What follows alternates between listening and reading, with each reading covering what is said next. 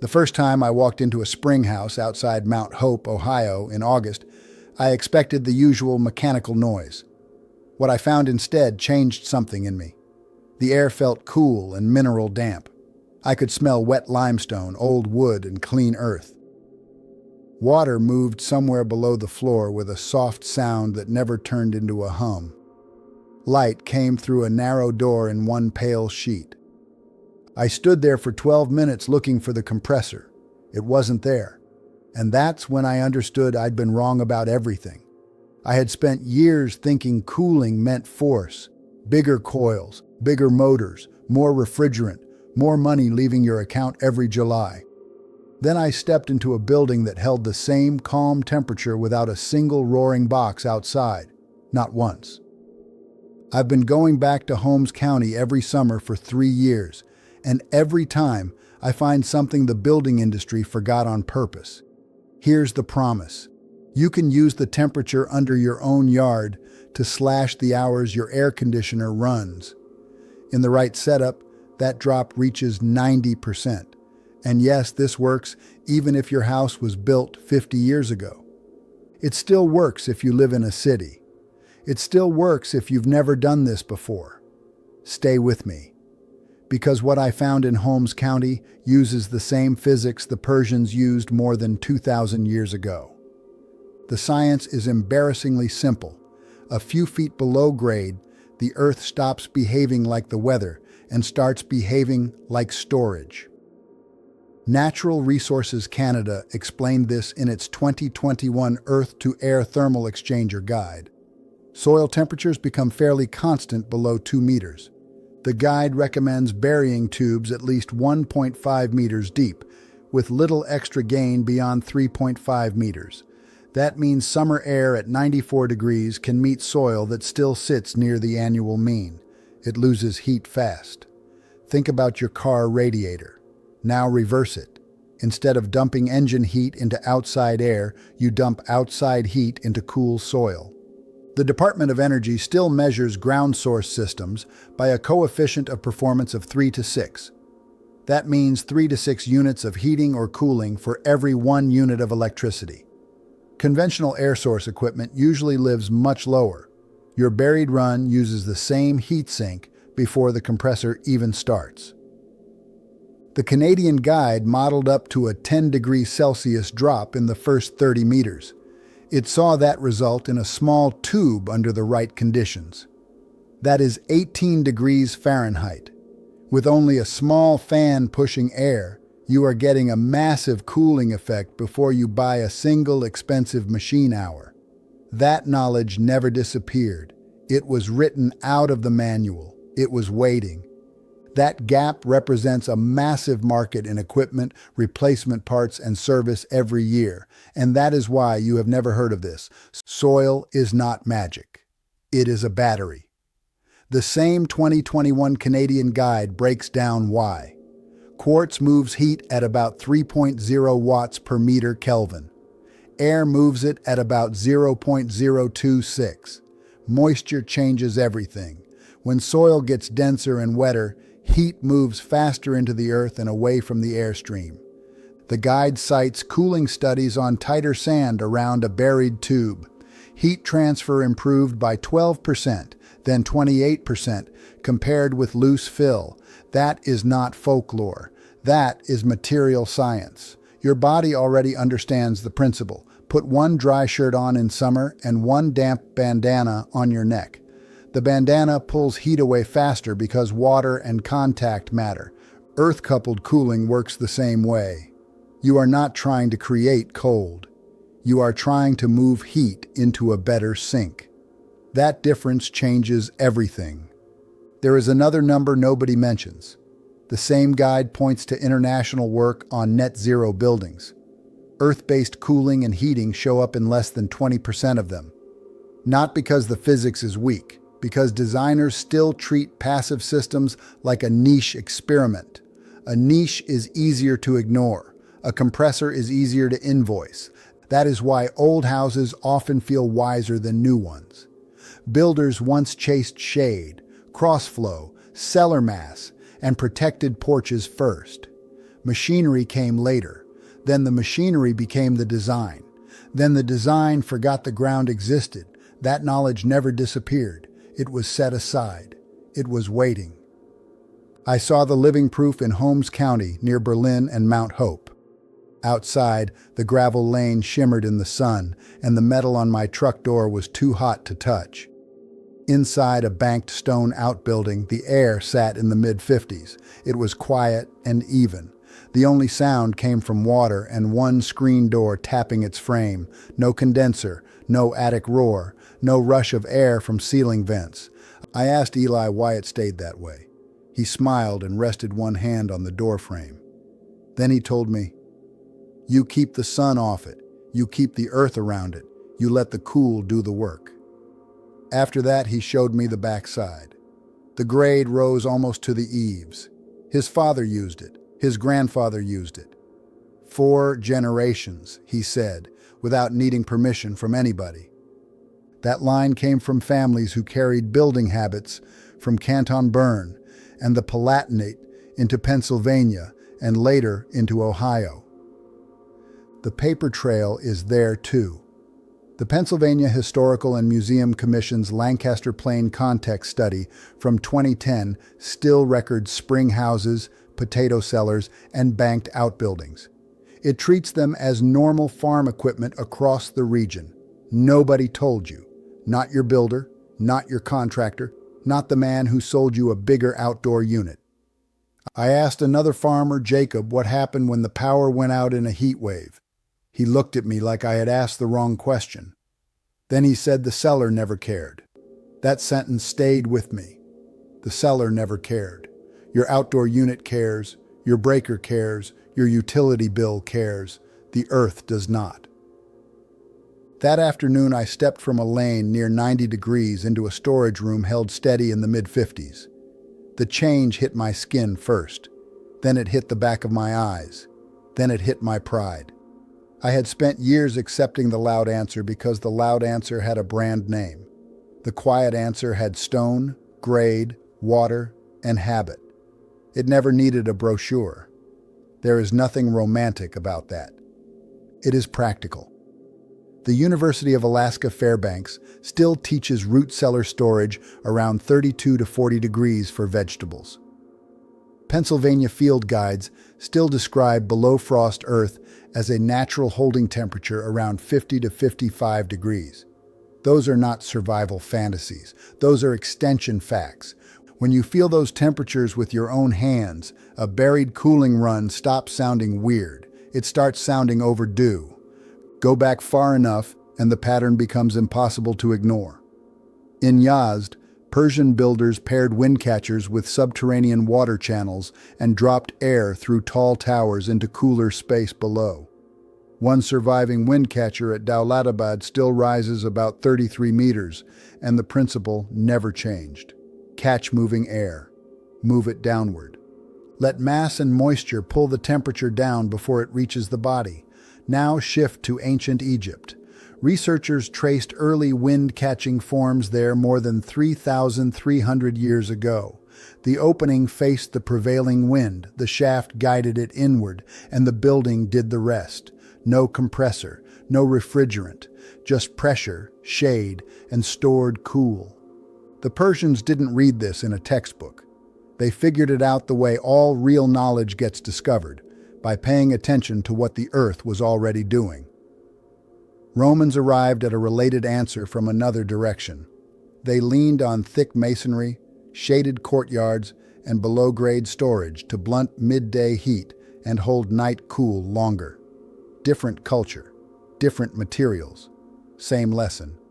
Put mass between the body and the sun, and let slow temperature win.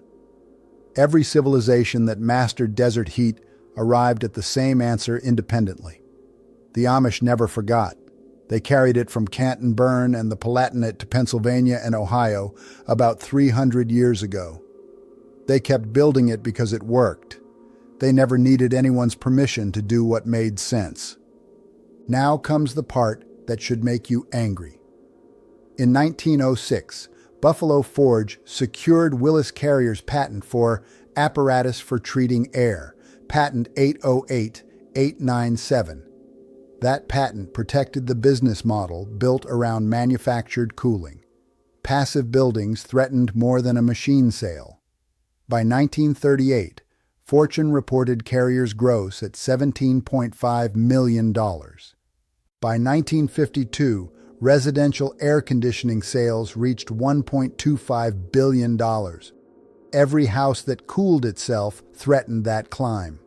The suppression did not arrive as a ban, it arrived as language. ANSI and ASHRAE Addendum L to Standard 62.1-2016 moved through 3 approvals in 2019. The ASHRAE Standards Committee approved it on June 26th. The board followed on August 1st. ANSI approved it on August 26th. Its foreword says it plainly. The natural ventilation procedure was recently modified to require mechanical ventilation with certain exceptions. That matters.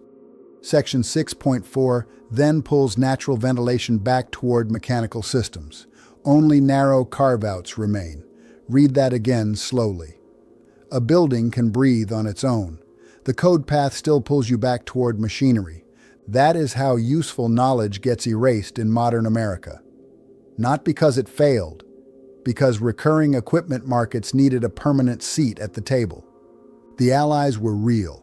Fortune magazine sold the dream in 1938 by declaring cooling a competitive necessity. In 1954, Air Conditioning and Refrigeration News highlighted studies involving the U.S. Public Health Service and the University of Illinois to reassure buyers about sudden temperature changes. Carrier, General Electric, and Westinghouse sold the units, and the utilities sold the extra electricity. CHR records show utilities sold 5 billion kilowatt hours to room air conditioners in 1953 and expected 34 billion by 1963. Their incentives lined up perfectly. An entire field of knowledge disappeared from plan books, contractor habits, and architecture schools. Not because it failed, because it wasn't profitable. It still happens now. Open Secrets records that the Air Conditioning, Heating, and Refrigeration Institute spent $1,210,410 on federal lobbying in 2023. The Air Conditioning Contractors of America spent another $65,000 that same year. 4 years earlier, ASHRAE had tightened the path for purely natural ventilation. Different decade, same gravity. The easier self-cooling becomes, the smaller the replacement, service, and equipment market gets. The U.S. HVAC services market alone is projected at $35.8 billion. Every buried cooling run built is compressor time that never gets sold. And look at the psychological trick inside all this. Once cooling was sold as status, silence became invisible. A shaded wall could never pose in an advertisement like chrome vents and white cabinets could. A buried tube could never be photographed like a new outdoor unit. So the useful thing lost the glamour contest. Then the glamour contest became the market. Then the market started writing the expectations you inherited. You can see the same pattern in post-war housing. Houses got tighter. Windows stopped being the first cooling tool and became emergency decoration. Roof overhangs shrank. Deep porches disappeared. Cross-vent corridors vanished. Then families were told the new design required more hardware. It looked modern. It sounded expensive. It was expensive. That is why this subject makes people defensive. It is not only about a pipe in the yard. It is about admitting you were charged for a problem older builders already understood. Not perfectly, not always, but well enough to survive summers before sealed boxes became normal. That is the sting.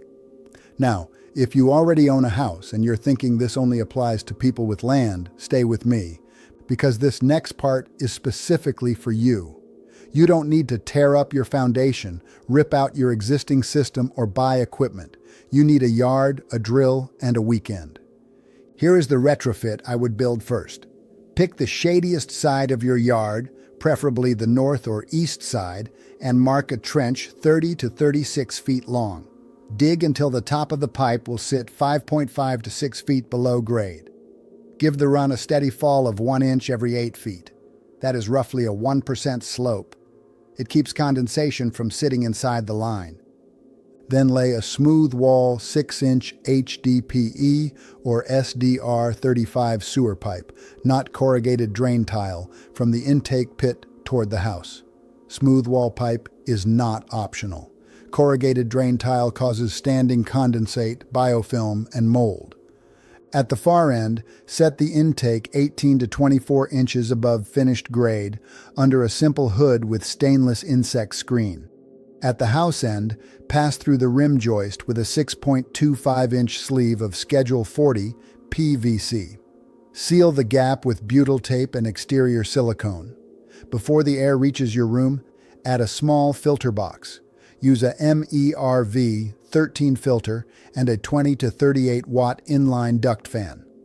Mount the discharge low on a wall, 8 to 12 inches above the floor, because cold air wants to stay low. If you want the air to move cleanly, give it an exit path. Crack a high window by 1 to 2 inches or vent it into an attic pull path. I like a 24-inch condensate sump filled with washed gravel under the lowest point. Tie it into a 3/4-inch PVC drain tee. Water always tells the truth. Wrap the last 6 feet before the house in closed cell duct insulation. That stops summer heat from climbing back in at the end. The material bill stays small. The buried pipe usually runs $90 to $140. The inline fan is $28 to $46. A filter box is $19 to $34. The hood, screen, sealant, and fittings usually add $52 to $91. Even if you rent a trencher for one Saturday morning, most builds land between $214 and $392 total. 2 weekends if you work slowly, 1 if you don't. If your lot is tight, do not quit. A side yard, a strip under a deck, or the shaded edge of a driveway can still hold a 24-foot run. Longer is better, straight is better, deep is better, but useful beats perfect. Give the pipe darkness, slope, and cleanable ends, and it will still pre-cool air before it touches your room. The first build teaches you more than 10 months of online arguments. Start with one room. Pick the bedroom that cooks every July, or the office where you pay to sweat. Run the discharge low and sit with it for 3 evenings. Feel what happens to your skin at ankle height. Watch how much later the compressor kicks on. Listen for the difference in the house when the loud cycle no longer controls the entire night. This is how conviction starts. Not in theory, in sensation. Humidity matters too. If you live where dew points stay brutal, pair the buried run with a dehumidifier, or use it as a pre-cooler feeding your existing return path. Cold earth handles temperature first. Moisture is a separate fight. Do not confuse the two. A 30-watt fan moving cooler air is still doing valuable work even when your old system finishes the drying. Every degree you pull off before the coil saves money. Prime the system before the worst heat arrives. Turn the fan on after sunset. Let the ground and the house trade heat while the air outside finally drops. By morning, your walls, floors, and furniture start the day cooler, and that matters more than people realize. Air changes fast, mass changes slow. If you cool the mass first, the whole house stops panicking by noon. On a 95-degree day, I have seen intake air in the mid-90s enter the tube. It comes out at 56 to 61 degrees before it reaches the room. In a 160 to 220 square foot bedroom or office, that is often enough. It can hold the space in the low to mid-70s while the central system barely cycles, requires attention once a year. Change the filter, inspect the screen, and flush the drain. The pipe itself should last 25 to 40 years underground. There is one more reason this works so well. It is quiet. Quiet changes behavior. When a room cools without a blast, you stop treating comfort like an emergency. You sleep differently. You leave doors open differently. You notice which walls collect afternoon sun and which windows need shade cloth. The system teaches you the house. That lesson is worth almost as much as the savings. There is a simple way to prove the savings before your first full month ends. Keep your thermostat where it is. Do not baby the number. For 1 week, run the buried fan from 9 p.m. to 8 a.m. Then write down when the compressor starts each afternoon. Most people notice the same thing. The house crosses the pain line later, sometimes much later. You will feel it upstairs first. Hallways stop holding that stale baked smell. Bedrooms lose the hot pillow effect. Floors feel steadier under bare feet. Even the sound of the house changes because panic cycling drops away. That is where the savings hide, not in magic. In fewer starts, shorter runs, and cooler surfaces before the worst hour arrives. That matters in July. It matters in August. It matters on the night your summer power bill arrives. You realize comfort was never supposed to sound like a machine fighting for its life. And if you ever sell the place, you are not selling a gimmick. You are selling a cooler envelope, a quieter room, and a lower runtime history. Those things age well. A compressor ages badly. One belongs to the land, the other belongs to the invoice. Your conventional central air system costs $6,500 to $14,500 to install. It often costs $118 a month to run in summer. It lasts 12 to 18 years before it ends up in a landfill.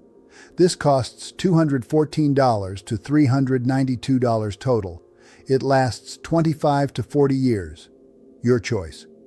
Everything I've covered across this channel, root cellar cooling, lime wash walls, gravity-fed water, I've put it all in one place. Step by step, season by season, room by room, in the order the families actually use it. The link is in the description, but stay here. Because what Eli built in that banked spring house is the part nobody is talking about yet. Here is the part I need you to hear. This is bigger than one clever retrofit. Once you feel air cooled by soil instead of compressors, a lot of other lies start collapsing with it. You stop believing that every comfort problem needs a subscription, a service call, or a financed box bolted to your wall. You start noticing how many old buildings were solving the same problems with placement, mass, shade, and patience. That is the real shift. That knowledge never disappeared. It was filed away. It was waiting. Nobody told you because your dependence is profitable. And once you see it here, you start seeing it everywhere. You start seeing south walls that need vines, not vinyl. You start seeing attic heat that should have been vented, not fought with more tonnage. You start seeing how a porch, a tree, a whitewashed roof, and a wetted cloth save machine hours early. They do it before the thermostat even notices. The point is not to reject every tool. The point is to stop surrendering the first move. That is what families in places like Holmes County understood. They used hardware when it earned its keep. They never handed the whole house over to hardware. That difference sounds small until you live it. Then it feels like dignity. Then it feels like memory. Then it feels like getting something back. If you believe real knowledge has been quietly pushed aside to protect someone else's profit, then you already know what to do. Hit subscribe. Not for me. For what comes next. Because this is not a channel. This is a quiet movement of people who have decided they're done being sold what they already own. I want to hear from you. Drop your state, your July electric bill, and whether your grandparents had a cellar, spring house, or shaded porch in the comments. I read every single one, and your answers decide what we cover next. Next week, I'm going to show you what a 1946 Penn State document reveals about cooling a house. The method uses nothing but shade, moving air, and wetted fabric. The technique uses nothing but muslin cotton, lime-washed wood, and a low-watt fan. And the document from 1946 proves the experts knew about it decades before selling you sealed boxes. You're not going to want to miss that one.